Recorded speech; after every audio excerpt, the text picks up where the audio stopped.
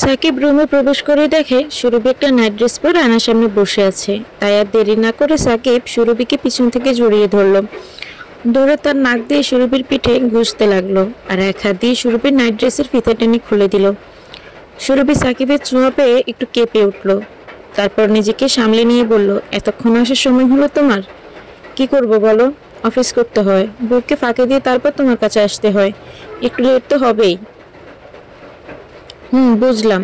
আমি তো শুধু তোমার চাহিদা মেটানোর জন্য আমাকে আমাকে কেন সময় দিবে তুমি? যখন ইচ্ছে আমার কাছে আসবে, নিজের চাহিদা মেটাবে আর চলে যাবে।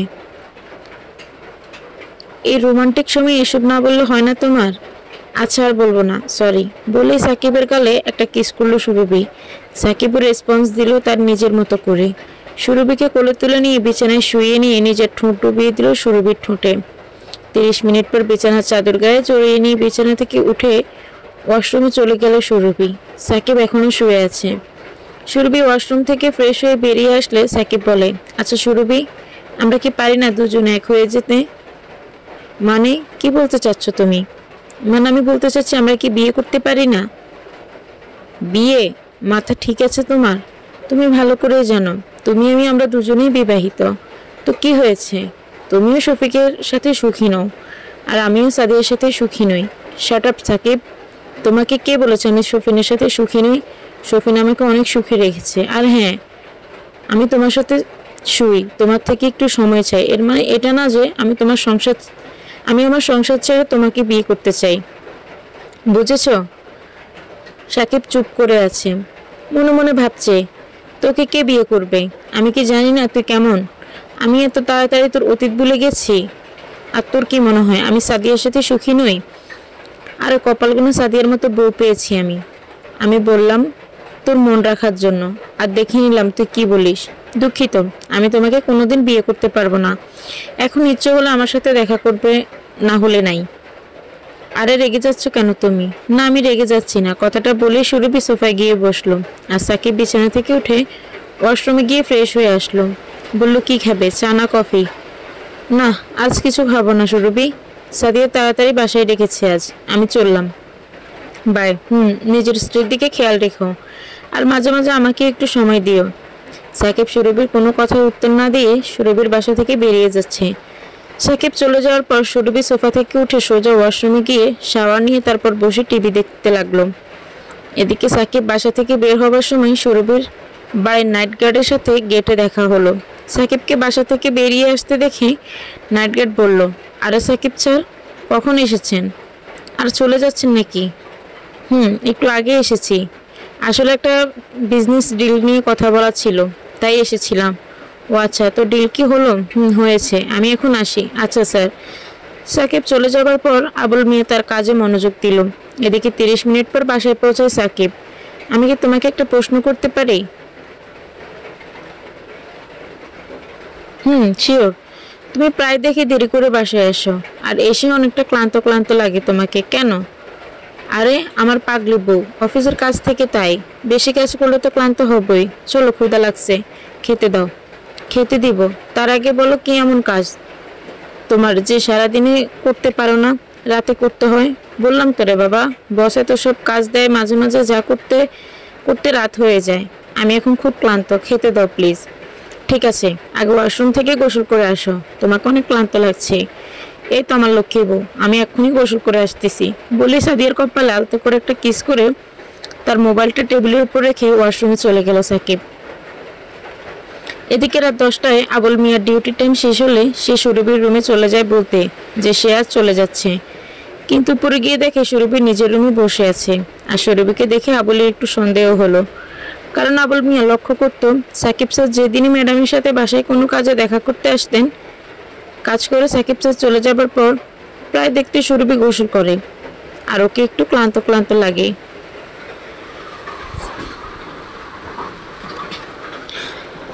আবুল মিয়া মনে মনে ভাবতে লাগলো, কি এমন কাজ করেন ওনারা যে গোসল করতে হয় আর ক্লান্ত হয়ে যায়?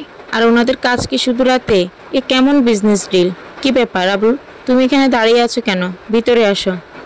জি ম্যাডাম। কিছু বলবে? না ম্যাডাম, আমার ডিউটি শেষ টাইম, তাই বলার জন্য আসলাম। ও, তুমি যাবার সময় গেটটা ভালো করে লাগিয়ে দিয়ে যেও, কেমন? আচ্ছা ম্যাডাম, তাহলে আজ আমি আসি বলেই চলে আসলো আবুল। গেট ভালো করে লাগিয়ে দিয়ে পাশের দোকান থেকে একটা সিগারেট নিয়ে টানতে টানতে নিজের বাড়ির দিকে হাঁটা দিতে শুরু করলো আবুল। কিন্তু মাথায় শুধু একটাই কথা ঘুরপাক খাচ্ছে, সুরভি ম্যাডামের কাছে সাকিব স্যার কেন বারবার আসেন? সাকিব স্যারের কি এমন বিজনেস ডিল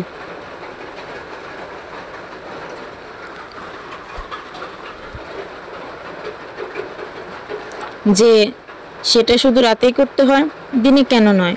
আমাকে সব জানতে হবে, কারণ ওনাদের কাজকর্ম খুব একটা ভালো মনে হচ্ছে না। আচ্ছা, তা ঠিক হবে।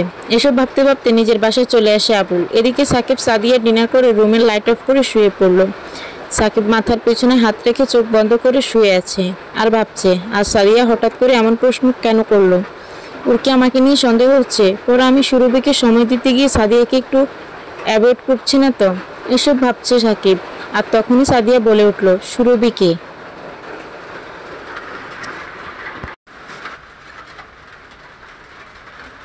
সাদিয়ার মুখে সুরভির কথা শুনে সাকিব যেন আকাশ থেকে পড়ল।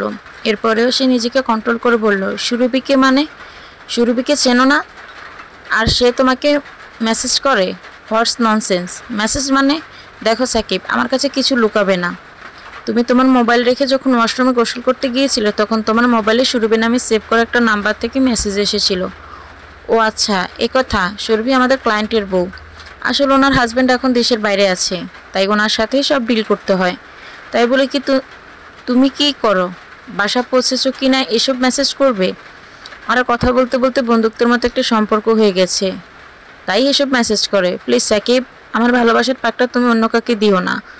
তোমাকে আমি প্রচুর লাভ করি, থাকতে পারবো না। তোমার ভাগটা আমি কাউকে দিতে পারবো না।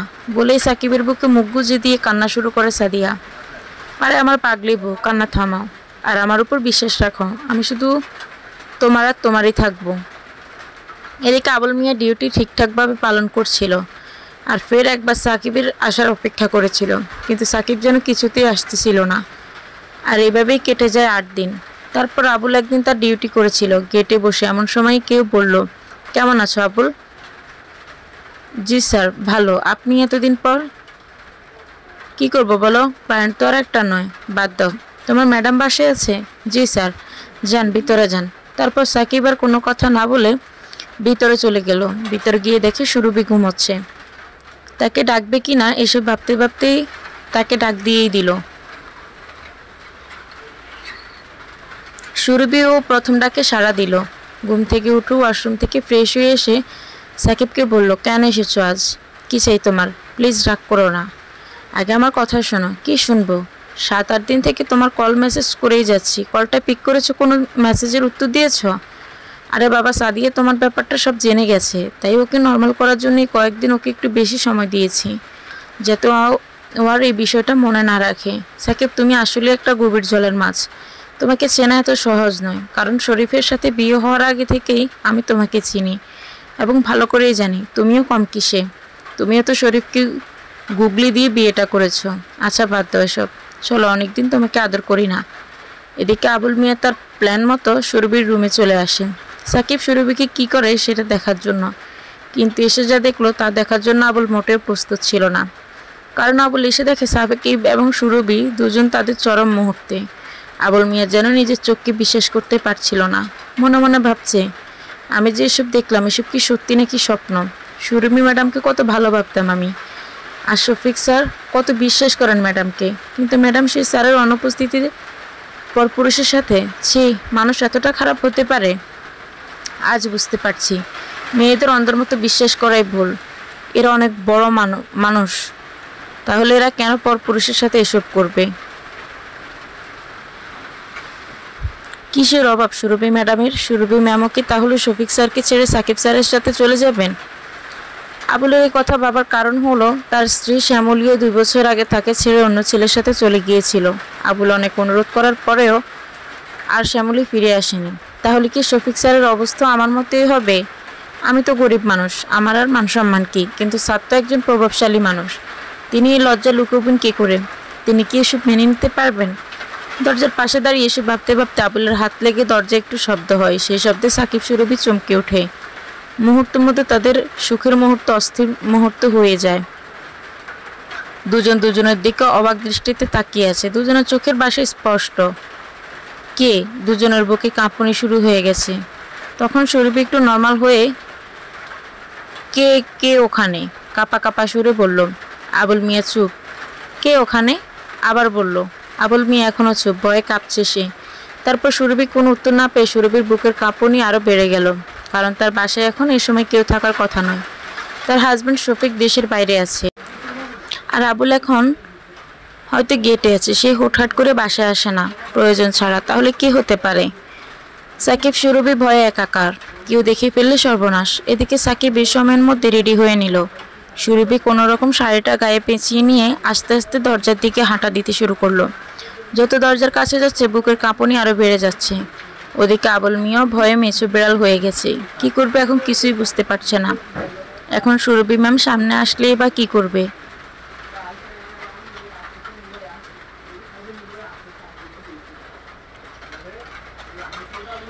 এখান থেকে পালানো আর সম্ভব না, তাহলে জানালা দিয়ে হয়তো দেখা যাবে। এদিকে ভয়ে ভয়ে দরজার কাছে আসে সুরভি। এসে দেখে আবুল মিয়া দাঁড়িয়ে ভয়ে কাঁপছে। আবুল, তুমি এখানে কি করছো? তারপর সুরভির কথায় একটু স্বাভাবিকতা দেখে সাকিব বলল, কে এসেছে সুরভি? সুরভি সাকিবের প্রশ্ন উত্তর না দিয়ে আবারও আবুলকে বলল, কথা বলছো না কেন? এই সময় তুমি এখানে কি করছো? সুরভির ধমকে আবুল ভয় না পেয়ে বরং বলল, কি করছে বুঝতে পারছেন না? আপনাদের ডিলিং দেখার জন্য এসেছি। ডিলিং মানে? হ্যাঁ, আপনাদের বিজনেস ডিল। এবার সুরভি আর ধমক দিল না, একটু লজ্জা পেয়ে গেল। সুরভি ভেবেছিল যে আবুল হয়তো কিছু দেখেনি। তারপরে একটু সাহসের সাথে সুরভি বলল, কি বলতে চাচ্ছ তুমি? ম্যাম, আমি কি বলছি আর কি বলতে চাচ্ছি না সেটা। এদের কথার মাঝে হঠাৎ করে সাকিব হনহন করে বেরিয়ে গেল সবার সামনে দিয়ে, কাউকে কিছু না বলেই। দেখো আবুল, তুমি ভুলে যেও না তুমি কি। তাই মনিবের কোনো ব্যাপারে এভাবে নাক গলাতে আসবে না, বুঝেছ? এবার তোমার কাজে যাও। ঠিক আছে, আমিও দেখে নিব। বলে দেবো সব স্যারকে, শুধু আসতে দেন স্যারকে, বলেই চলে গেল আবুল। এদিকে সুরভি আর বেশি কিছু না ভেবে রুমে এসে শাওয়ার নিয়ে বসে টিভি দেখতে লাগলো। ওদিকে সাকিব বাসা থেকে বেরিয়ে একটা রিক্সা নিয়ে বাসার দিকে রওনা হলো। একটা অস্থিরতা কাজ করছে সাকিবের ভেতর। যদি এসব শফিক জেনে যায় তাহলে সব শেষ, সাথে চাকরিটাও। আমাদের কোম্পানির এত বড় ক্লায়েন্ট উনি। রাত প্রায় 8টা বাজে বাসায় পৌঁছায় সাকিবের আজও একটু লেট করে বাসায় ফেরা দেখে সাদিয়া বলল, তোমার কি আজও কাজ ছিল? কেন? তোমার এত কাজ থাকে যে নিজের স্ত্রীকে কলটাও পিক করতে পারো না? তুমি আবার কখন কল করেছ? তোমার মোবাইলটা বের করে দেখো।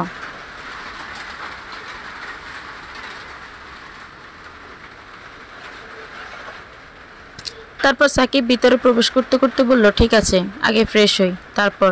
সাকিব, তুমি আজও ক্লান্ত, গোসল করে আসো যাও। আর তোমাকে একটু টেন্স লাগছে কেন? ওই, আরে না, বললাম না যে খুব ক্লান্ত। তুমি যাও, আমি আসতেছি। এদিকে সুরভি টিভি দেখছে, কিন্তু কেন জানি তার অস্থিরতা কাটছে না। মানে একটাই প্রশ্ন, আবুল কি এসব শফিককে বলে দিতে পারে? কারণ আবুল শফিকের কথাই উঠে বসে। না, শফিককে এসব বলে দিলে আমার সর্বনাশ হয়ে যাবে। অনেক কষ্টে বিয়ে করেছি শফিককে। কি করা যায়, কি করলে আবুলকে আটকানো যাবে, এসব ভাবতে ভাবতে ক্লান্ত সুরভি। তারপর ভাবলো, আমাকে আমার পুরনো স্টাইলে ফিরতে হবে সংসার বাঁচাতে। আর আমার সামনে এখন শুধু একটাই রাস্তাই খোলা। ওদিকে সাকিব ওয়াশরুমে যাওয়ার আগে পকেটে হাত দিয়ে দেখে ওর মোবাইল নেই। তারপর প্যান্টের সব কোটের পকেট সবগুলোতে সার্চ করলো, কিন্তু পেল না। তারপর নিজের অফিস ব্যাগে দেখলো, সেখানেও নেই।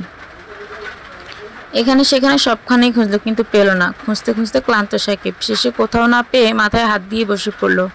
সাকিবের অস্থিরতা দেখে সাদিয়া বলল, কি হয়েছে সাকিব? সাকিব মনে মনে ভাবলো, সাদিয়া এই খবর শুনলে নিশ্চয়ই সন্দেহ করবে, তাই কথা অন্যদিকে নিয়ে বলল, না কিছু না, তুমি ডিনার রেডি করো, আমি এক্ষুনি আসতেছি।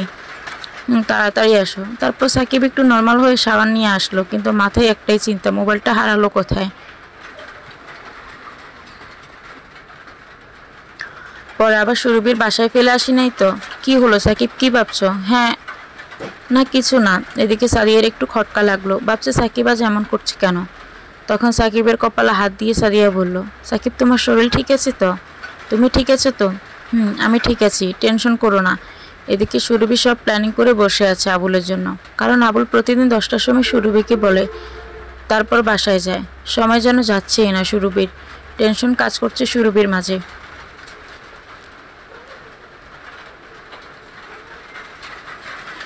পারে না আবার শফিককে ফোন করে সব বলে দেয়। সেই ভয়ে দেখতে দেখতে রাত 10টা বেজে গেল। আবুল মিয়া প্রতিদিনের মতো আজও সুরভির রুমে আসলো তাকে বলার জন্য। এসে দেখে সুরভি বসে আছে, তাই আর দেরি না করে আবুল সুরভিকে বলল, আমি চলে যাচ্ছি। সুরভি স্পষ্ট বুঝতে পারলো প্রতিদিনের মতো আজ আবুলের কথায় কোনো রেসপেকটেশন নেই, আর কারণটা সুরভি ভালো করেই জানে। তাই আবুলকে ডাক দিল, আবুল একটু ভিতরে আসো। জি বলেন। আচ্ছা তোমার স্যারকে এসে বললে তুমি কি পাবে? মানে মানে তখন তুমি যা দেখেছো তা যদি তুমি শফিককে বলো তাহলে তুমি কি পাবে? কিছু না, কিন্তু আমি বলবোই, কারণ এটা অন্যায়। তুমি কি জানো এটা বলার জন্য তোমার চাকরিও চলে যাবে? আমি ভয় পাই না, আর আমার বিশ্বাস আছে শফিক স্যার এমনটা করবে না। কেন করবে না? যদি আমি বলি তুমি আমার দিকে খারাপ নজরে তাকাও, এটা স্যার কোনোদিন বিশ্বাস করবে না। এসব বলে আমাকে আটকাতে পারবেন না। আমি আসি বলেই চলে যাচ্ছিল। আবুল দাঁড়াও। আবুল তুমি এসব বললে তো কিছুই পাবে না, আর না বললে আমি তোমাকে এমন কিছু দিব যা তুমি কোনোদিন কল্পনাও করতে পারোনি। মানে মানে তুমি যদি আমাকে কথা দাও যে তুমি শফিককে এসে বলবে না, তাহলে তোমাকে তোমার কমপ্লেনার বাইরে থাকে কিছু দিব। কল্পনার বাইরে? দেখুন আমি টাকা পয়সার লোভী নই, সেটা আপনি ভালো করেই জানেন। জানি। আমি তোমাকে টাকার থেকেও বেশি কিছু, মানে তোমাকে পুরো চমকে দেব। চমকে দেবেন? চমকে দিব, যা কেউ কল্পনাও করতে পারবে না।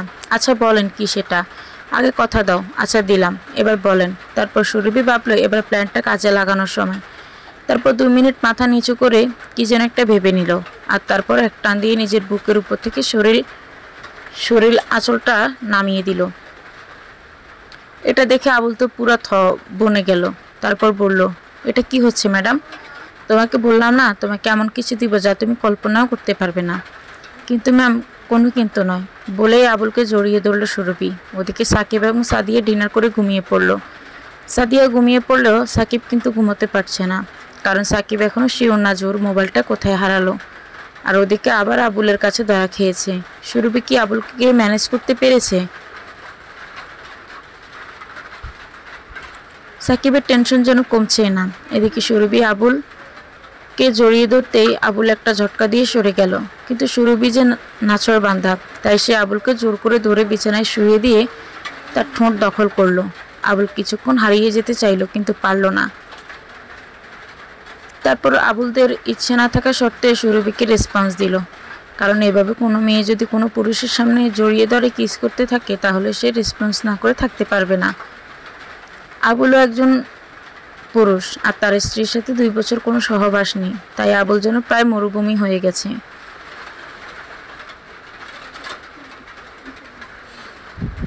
আর সুরভি সেই মরুভূমিতে যেন পানি ঢেলে দিতে চাইছে, তাই আবুল আর রেসপন্স না করে থাকতে পারলো না। পরের দিন সকালে ঘুম থেকে সাদিয়ার আগে উঠে সাদিয়ার মোবাইল থেকে সাকিব তার নিজের মোবাইলে কল দেয়। এদিকে সুরভি ঘুমাচ্ছে আর সাকিব কল করেই যাচ্ছে। একটু পর সুরভি লক্ষ্য করলো কোনো মোবাইল বাজছে, কিন্তু এটা তার মোবাইলের রিংটং না। তাহলে কার মোবাইল হতে পারে? আর সেটা তার রুমে কেন? মোবাইলটা বেজেই চলেছে। মোবাইলের শব্দে ঠিকমতো ঘুমোতেও পারছে না সুরভি, তাই ঘুম থেকে উঠে মোবাইল খুঁজতে লাগলো, কিন্তু কোথাও বাজছে সেটা বুঝতে পারছে না। গুম চোখে কিছুই বুঝতে পারছিল না সুরভি। তারপর একটু স্থির হয়ে দাঁড়িয়ে থেকে মোবাইলটা ঠিক কোথায় বাজছে সেটা শিওর হওয়ার চেষ্টা করলো।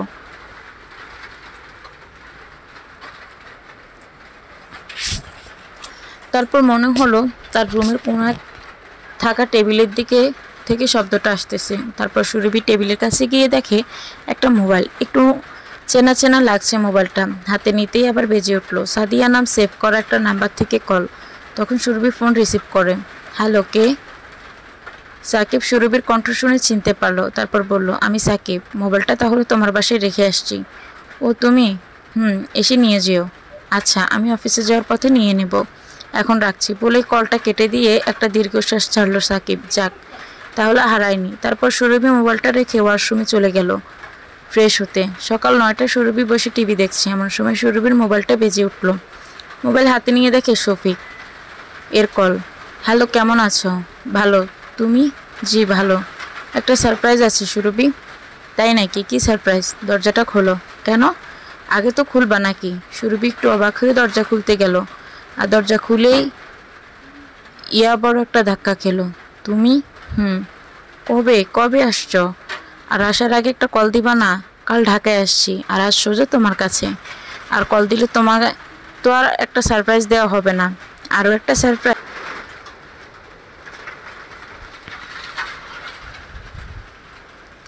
তুমি কি আমার জন্য নেকলেস আনছো? না। চলো ভিতরে চলো, পরে জানতে পারবে। তারপর দুজনে ভিতরে গিয়ে বসলো। সুরভি বসে আছে আর শফিক উঠে ওয়াশরুমে গেল ফ্রেশ হতে। তখন আমাদের মোবাইলটা কই সুরভি? এদিকে ওয়াশরুম থেকে কথাটা শুনে চমকে গেল শফিক। কোনো শব্দ না করে স্থির হয়ে দাঁড়িয়ে রইল। শফিক চিন্তা করলো মোবাইল চাচ্ছে কে। সুরভি একটু অবাক হয়ে পিছনে ফিরে দেখে সাকিব। সুরভি কোনো কথা বলার আগে সাকিব ভিতরে প্রবেশ করতে করতে বলল, কাল আবুল কোনো প্রবলেম করেনি তো? সুরভি কোনো কথা না বলে একবার ওয়াশরুমের দিকে তাকিয়ে সাকিবকে মোবাইলটা তাড়াতাড়ি দিয়ে বলল, এক্ষুনি চলে যাও এখান থেকে, শফিক বাসায় আসছে।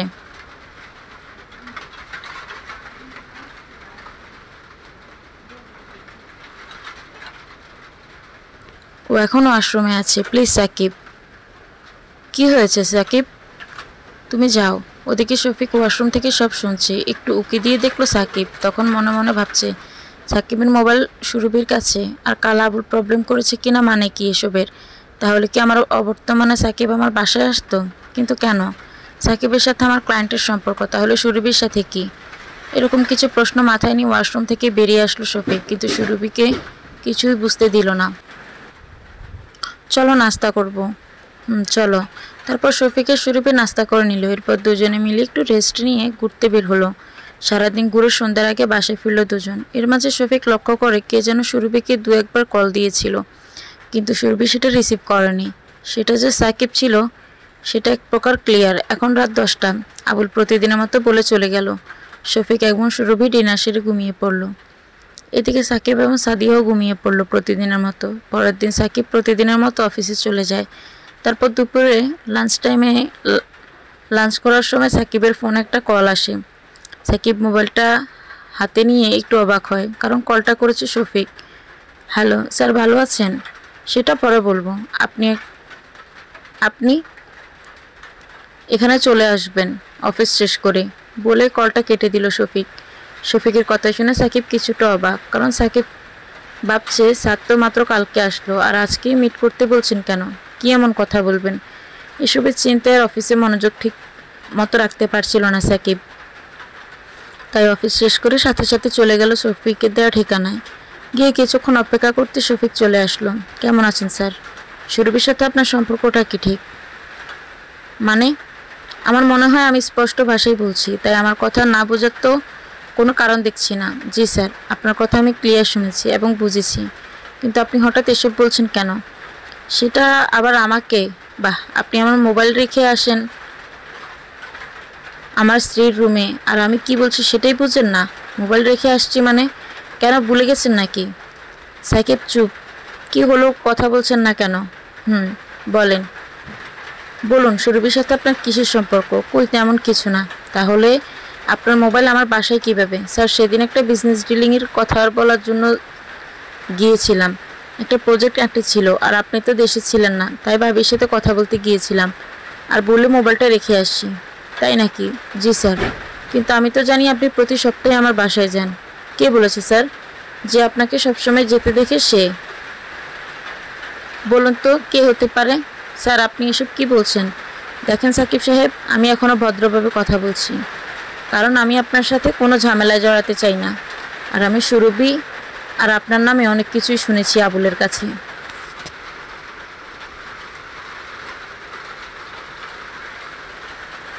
সুরভিকে এসব বলার আগে আমি আপনার সাথে কথা বলছি, কারণ সুরভিকে প্রমাণ ছাড়া কিছু বলতে পারছি না।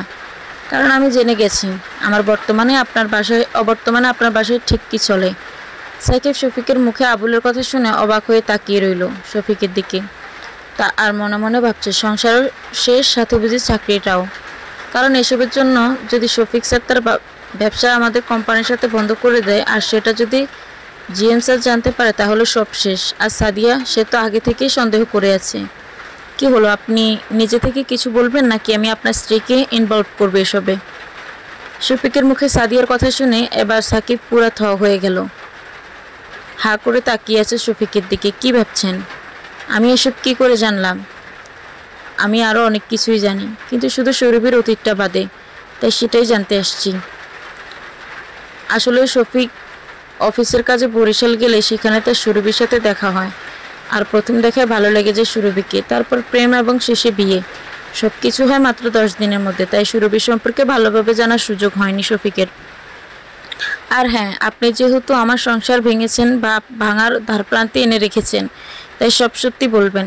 না হলে আমিও কিন্তু আপনার সংসার চাইলে ভেঙে দিতে পারি, এবং সেটার জন্য আমি একটুও ভাববো না। আপনি নিশ্চয়ই জানেন আমার পাওয়ার কতটুকু, সাথে যে আপনার জবটাও চলে যাবে সেটাও বলার কি। শফিক বলল কথাগুলো সাকিবকে। স্যার, কেন করতে চাইছেন আমার এত বড় সর্বনাশ, যেখানে কোনো দোষ নেই আমার?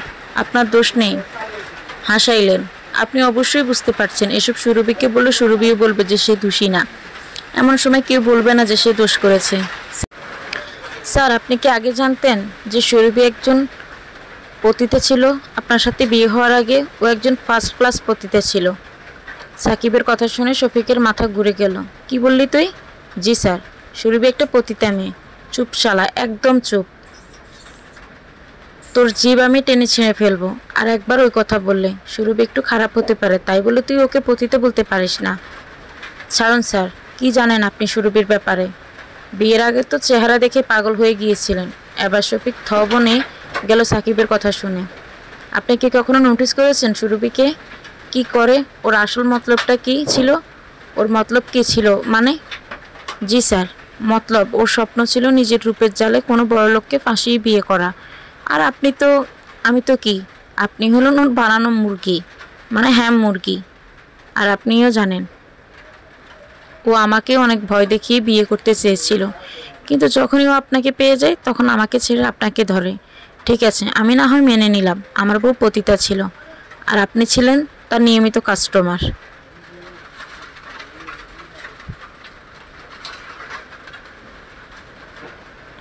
কিন্তু আপনি কি করে জানেন যে সুরভি এখন ঢাকায়? সুরভি আমার স্ত্রী, আমি ওকে বিয়ে করছি, ও আমার বাসায় থাকে। কেননা সুরভি বরিশালের মেয়ে, আর আপনিও নিশ্চয়ই বরিশালের হবেন। জি স্যার, আমার বাসাটাও বরিশাল। তাহলে আপনি আবার সুরভির সাথে যোগাযোগ করলেন কি করে এখানে, মানে ঢাকায়? সুরভি কি আপনাকে কল করেছিল এখানে আসার জন্য? না স্যার। তাহলে তাহলে শুনুন, আমি 6 মাস আগে টিসি নিয়ে ঢাকায় আসি আর এখানেই বিয়ে করি। তো একদিন আমি অফিসে যাই আর আমার স্যার আমাকে একটা ফাইল দিয়ে বলে এই ফাইলে একজনের ঠিকানা সহ সব কিছু দেওয়া আছে, আপনি ওনার সাথে দেখা করে ফাইলে সাইন নিয়ে আসবেন। সাথে এটাও বলেন যে আপনি আমাদের কোম্পানির একজন পুরনো ক্লায়েন্ট, তাই যেন আপনার বাসা থেকে হলেও এই সাইনটা নিই।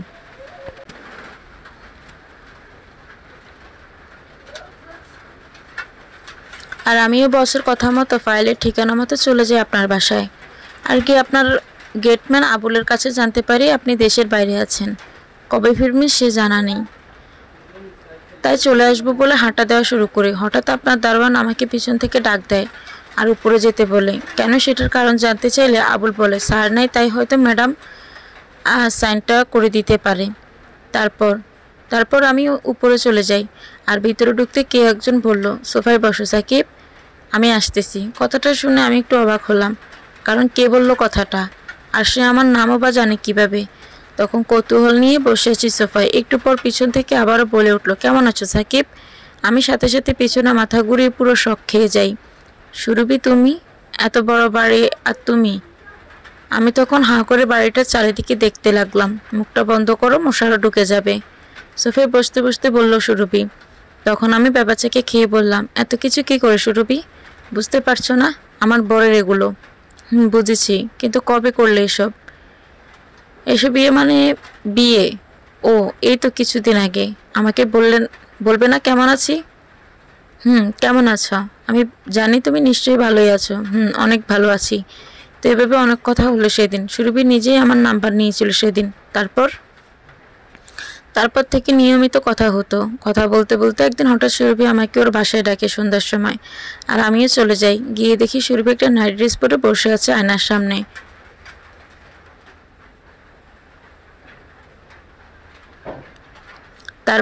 তারপর কি? আমরা চলে যাই পাপের দুনিয়ায়। কিন্তু বিশ্বাস করুন স্যার, এসবে আমার কোনো ইন্টারেস্ট ছিল না। যা হয়েছে সব সুরভির ইচ্ছে। আচ্ছা, ও জানতো না আপনি বিবাহিত ছিলেন? জানতো। সেই জন্যই আমার প্রতি ওর ইন্টারেস্ট ছিল বেশি। মানে কেন? কারণ ও চাইতো আমার একজন পার্টনার যে তার চাহিদা মেটাবে কিন্তু বিয়ের কথা বলতে পারবে না।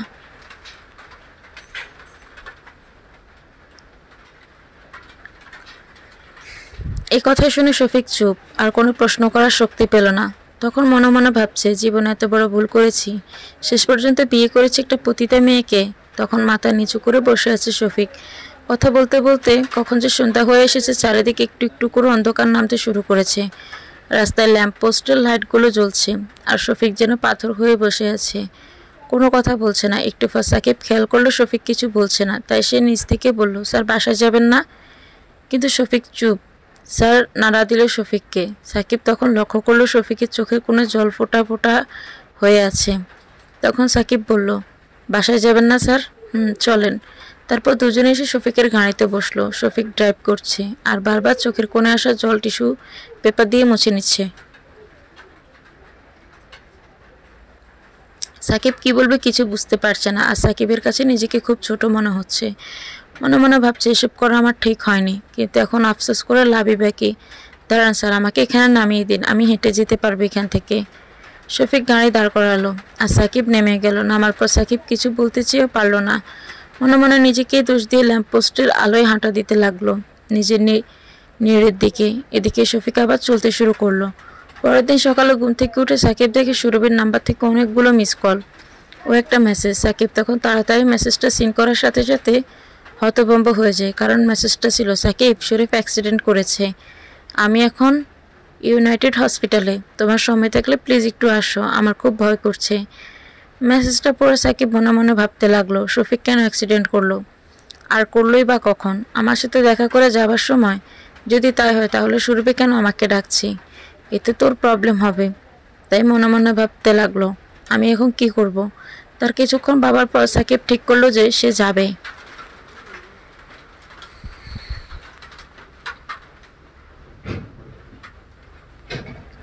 তখন সাকিব অফিসে কল দিয়ে ছুটি নিয়ে সোজা চলে যায় ইউনাইটেড হসপিটালে। গিয়ে দেখে সুরভি একটা চেহারা মাথায় হাত দিয়ে বসে আছে। সাকিব গিয়ে তার বিপরীত চেয়ারে বসলো। সুরভি সুরভি বলে ডাকলো। দ্বিতীয় ডাকে শুনতে পেল সুরভি, কখন এলে? এই তো মাত্রই। শরীফ কোথায়? অপারেশন থিয়েটারে। হোয়াট? কিন্তু অ্যাক্সিডেন্ট করলে কিভাবে, আর কখন? আমি জানি না কিছু। সুরভি কান্না থামাও। গতকাল রাত 8টার পরে কি শরীফ বাসায় গিয়েছিল? সাকিব এবার বুঝতে পারলো আসল ঘটনা। শরীফ হয়তো সুরভির সাথে কথা বলেছি আর সবটা ক্লিয়ার হয়েছে, তাই নিজের লজ্জা লুকোনোর জন্য অ্যাক্সিডেন্ট করেছে। হয়তো আত্মহত্যা করতে চেয়েছে, কারণ নিজের স্ত্রী এসব শুনে খুব কম পুরুষই নর্মাল থাকতে পারে। আচ্ছা সুরভি, শফিক বাসায় যাওয়ার পর তোমাকে নিয়ে কি কোনো কথা হয়? কি নিয়ে আর কথা হবে? তুমি আমার সুখের সংসারে আগুন লাগিয়ে এখন বলছো কি নিয়ে? আমি আগুন লাগিয়েছি আর আমি কি এসব বলতে চেয়েছি? বিশ্বাস করো, আমি আগেই কিছু বলিনি। আমি জানি আবুল সব বলে দিয়েছে, তাহলে শুধু আমাকেই কেন দোষ দিচ্ছ? এখানে তোমার এবং আমার সমান দোষ। সাকিব, আমি তোমাকে দোষ দিইনি। আমি কি জানতে পারি তোমাদের মাঝে ঠিক কী নিয়ে কথা হয়েছিল? সে সব শুনে আর কী করবে? আমি তো পতিতা, এভাবে বলছো কেন? তুমি তো জানো আমার সংসার আছে, আমার সংসার বাঁচাতে আমাকে এসব বলতে হয়েছে। ঠিক করেছো তুমি, আর একদিন না একদিন তা জানতে পারতই। প্লিজ সুরভি, বলো কি হয়েছে? আমি ওয়াশরুম থেকে ফ্রেশ হয়ে সোফায় বসে আছি। গতকাল রাত 8টার দিকে এমন সময় শরীফ বাসায় আসে। ওকে দেখে অনেক টেন্স লাগছিল, তাই আমি ওকে বলি, কোথায় ছিলে এতক্ষণ? কোথায় ছিলাম সেটা জানতে চাও? শরীফের মুখে কথাটা শুনে আমি খুব অবাক হই।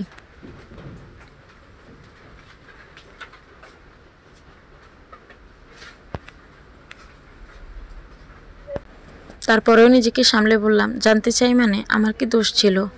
সুরভি, যে তুমি আমাকে নিয়ে এভাবে খেললে। শরীফ কি বলল, তুমি এসব কি বলছো? আচ্ছা সাকিবকে তুমি চেনো না? কোন সাকিব? যে সাকিব তোমার কাছে তার ফোন রেখে যায়, যে সাকিব তোমার পুরনো ক্লায়েন্ট ছিল, তাকেই চেনো না? একসময় যাকে বিয়ে করার জন্য চাপ দিতে। ক্লায়েন্টের কথা শুনে আমি একটু চমকে যাই, আর চোখগুলো বড় বড় করে শফিকের দিকে তাকিয়ে বললাম, কি বলছো কি এসব? ন্যাকামো করে লাভ নেই সুরভি, আমি আবুল এবং সাকিবের দুজনের কাছে সব শুনেছি। তুমি যে কতটা নীচ সেটা আজকে জানতে পারলাম। এবার আমি পুরোই অবাক, কোনো কিছু বলার সাহস পাচ্ছি না। মনে মনে ভাবছি, আবুলকে এত কিছু দেওয়ার পর সব বলে দিল, আর সাকিব এতটা বেইমানি করলো আমার সাথে। কি হলো সুরভি, কথা বলছো না কেন?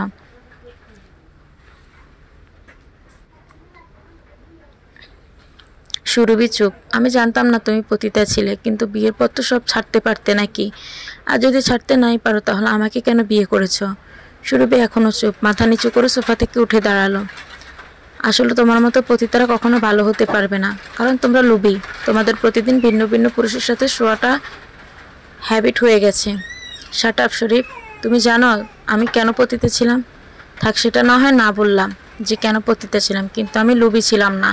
হ্যাঁ, এটা ঠিক যে আমি কোনো বড় লোকের সন্ধানে ছিলাম, কিন্তু তোমাকে বিয়ে করেছি ভালোবেসে। আর আমার মতো পতিতা কে বানায়? আর কারাই বাজায় সে পতিতাদের কাছে? বলো। সুরভি, তুমি যে এতটা বেয়াদব জানতাম না। নিজে পতিত হয়ে আবার আমার মুখে মুখে তর্ক করছো। হ্যাঁ, করছি, কারণ পতিতা কেউ নিজের ইচ্ছায় হয় না, সবার একটা অতীত থাকে। ঠিক আছে, সেটা না হয় বুঝলাম, কিন্তু বিয়ের পর কি ভালো হতে পারতে না? কেন, কারো বিয়ের পরেও ওসব? কিসের অভাব তোমার? কিসের অভাবে এসব তুমি বুঝো না?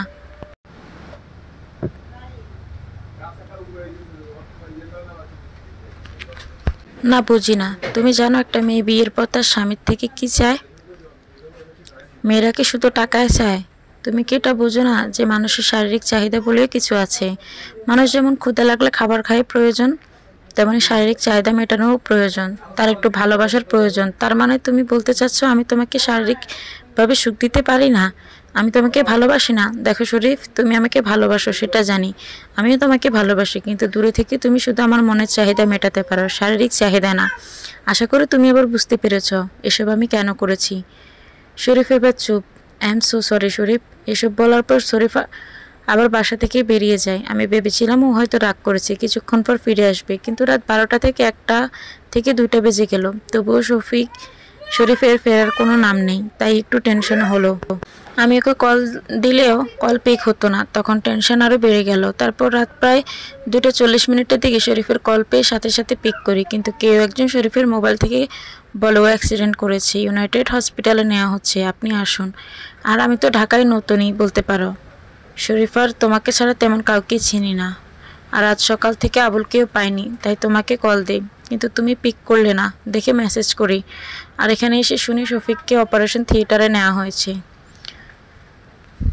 সুরভির এসব কথা বলার সময় অপারেশন থিয়েটার থেকে ডক্টর বের হতে দেখে সুরভি ডক্টরের কাছে দৌড়ে গিয়ে শফিকের অবস্থা জানতে চায়। আর ডক্টর সুরভির হাতে একটা চিঠি ধরিয়ে দিয়ে বলে, I am so sorry, he is no more. কথাটা শুনে সুরভি সাকিব দুজনেই শকড। সুরভি আর কোনো কথা বলছে না, আস্তে আস্তে ফ্লোরে বসে পড়ল এবং ডাক্তার চলে গেল। সাকিব সুরভিকে সান্ত্বনা দিতে চাইলেও পারল না, তখন কেঁদেই যাচ্ছে সুরভি।